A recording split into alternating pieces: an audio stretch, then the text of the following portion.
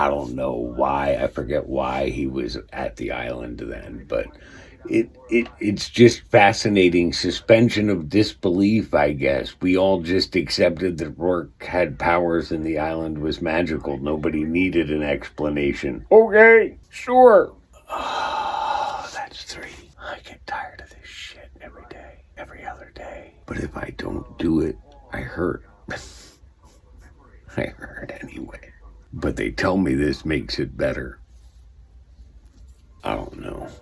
One of these years is my last. Live every day like it's your last, because it just might be. Sure, why not? Today's as good a day as any.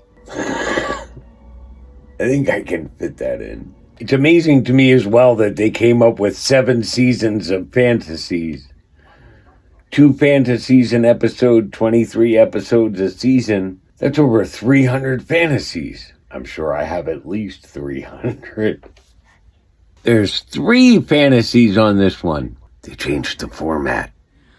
I think it's interesting. I posted the New Year's Eve video and I commented that I hadn't gotten any Christmas presents from anyone, like nothing. And it was just a very odd and awkward thing for me. And before I posted that, last Wednesday, in fact. So before I got it posted, because I just got it posted, but last Wednesday, a week ago, I've been holding this that long.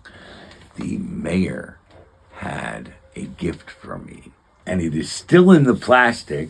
I told her not to take that personally, because it is very special to me, and especially in just how it came, and that moment will for a long time mean very, very much to me.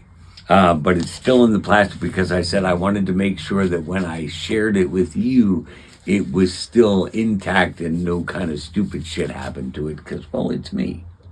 She got me a copy of today what is called the Jefferson Bible, and this is the Smithsonian edition because it is housed at the Smithsonian. And what I guess he originally called it, it's on the front cover here, and I think that's what he had originally called it. When Jefferson put it together, he had actually named it The Life and Morals of Jesus of Nazareth.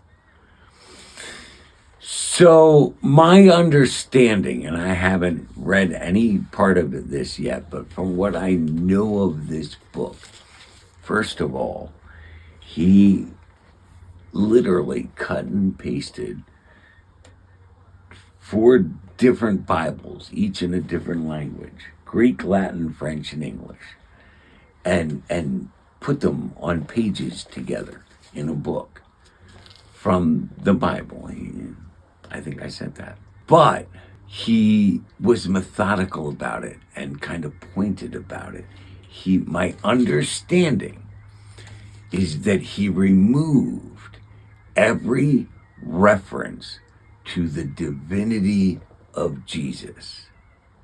He got rid of the divine birth and the resurrection and the miracles and any mention of the Son of God. And because he believed that the focus on the divinity of Jesus had become a distraction to the practice of true Christianity.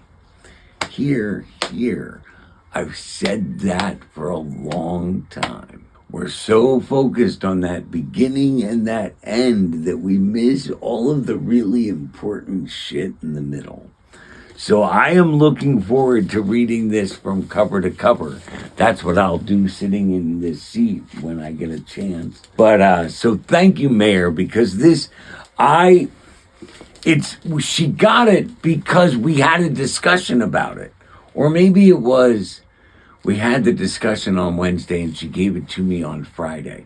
But nonetheless, we had a discussion about it, and 2 days later she ordered it on Amazon, and 2 days later she was giving it to me. And that means a lot to me because I asked the princesses I should say I suggested to the princesses for at least 2 years, probably 3, that Father's Day, Christmas, birthday, if they ever needed a gift idea, this was what I wanted, because I didn't have that money to spend at the time on miscellaneous, and they never did it. And so not only did I get this, I consider this my Yule present, so thank you, Mayor. I'm done rambling about that now.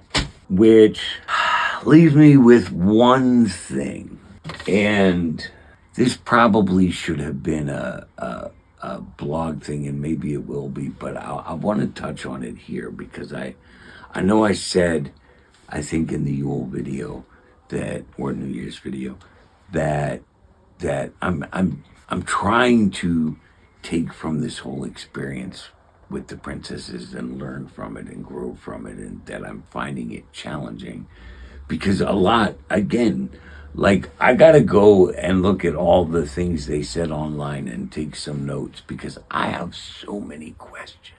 But the one thing that is undeniable is the rage. I definitely have a rage issue. I know this. I've known this for a long time. I'm not shy about it. I will very often be the first one to tell you. I said it to them at therapy. Look, I get it. And I might have said this to you before, for as nice and as pleasant and upbeat and uplifting and positive as you may find me, my rage, the darker aspect of that, it's just as intense. So, I mean, I try not to get upset. And this has me looking at, like, I've been trying to look at triggers, what triggers it. And Cuddlebug and I had discussed it before. It's one common factor, before I get into the deeper part, one common factor is there's usually some other degree of great stress involved at the time. Thinking of the 3 big fights Cuddlebug and I have had last year. May was, I was under stress from the house and not working and everything else, and then I tried to soak in the tub, and my back was so sore, and I couldn't soak in the tub because I couldn't lay comfortably, and then I couldn't get out of the tub, and so I was stuck, and we had a fight, and there was all sorts of stress. The other time was the day of the move. Again, lots of stress. Third time was in Boston, and they don't realize this, but that was lots of stress. You've seen me today with the moving about. That's what Boston was like all day long. I was struggling to move, and by the time we got to that point where the fight happened, plus I was upset with them for not seeming to care that I was hurting. Like I say, they never checked on me once. Dad, are you okay? Dad, do you need a break? Like nothing. They just... And so that was extra stress, because I think in that I realized just how little my daughters actually love me. How little they think of me, truly. I'm not trying to be dramatic about it, but like not even an ounce of any kind of concern or compassion, just because details matter. The little details that matter the most. All right, let's keep on keeping on. You gotta keep on moving. Gotta keep on grooving. Now I'm watching Silverhawks. Now here's something I haven't done in a while that I really need to get back to on a regular basis. My device. I figure it's an $8,000 piece of equipment that I got for nothing. So maybe the universe is trying to tell me something, and I should really try to use it more frequently than I have been, which has been like nothing since mid-December. Well, since the trip. That was the last time I used it, when I took my walk on the trip. Your Silverhawks are down here, gentlemen. Part of the problem is that unless I find looser actual pants and jeans, I kind of have to have my PJ pants on to do it because it's got to go here on my leg. So it usually has to be in the morning unless I think about changing later on. I should actually be doing it twice a day. But the other thing is then I have to have reasons to move about. I mean, there's a training setting where I could just sit at the desk and do stuff. Now I gotta turn it on.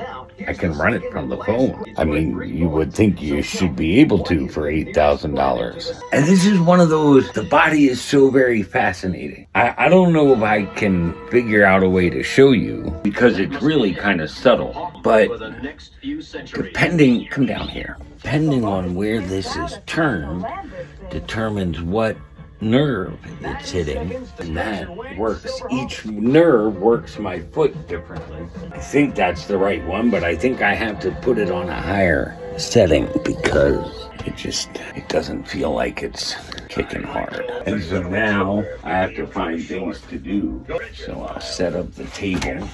I'll make breakfast soon. Never know what I'm doing here. I'll move this over because I know I'm gonna eventually do dishes. And that will clear the space to make breakfast. The question is, what do I want to make? I might do eggs. Let me see what I got. So for those of you that don't know, Silverhawk was a series put out by the same studio that did the original Thundercats. And for some reason, I loved it.